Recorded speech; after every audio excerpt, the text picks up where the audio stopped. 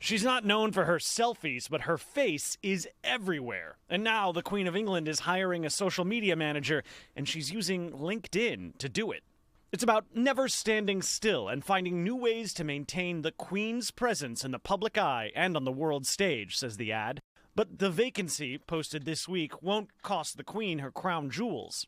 It pays around $67,000 a year, working about 37.5 hours a week, and offers a free lunch, though probably not with Her Majesty. Still, it's already attracted more than 200 applicants before the deadline on Christmas Eve. All to trumpet Her Royal Highness's internet empire. That's a lot of responsibility, and it comes at a crucial moment for the Crown as the palace struggles with fallout from the Queen's son's association with disgraced financier Jeffrey Epstein. I let the side down. Simple as that.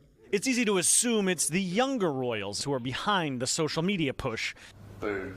But the Queen has always been something of a techie trailblazer. People tend to focus on social media and the younger generations of the royal family, but actually the Queen was the real pioneer. She fired off an email on an early version of the internet in 1976.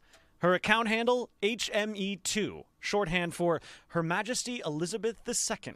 Since then, the Queen has reigned over an expanding digital dominion. My lords, pray be seated. Uploading her first YouTube video in 2008, sending her first tweet in 2014, and her first Instagram post earlier this year.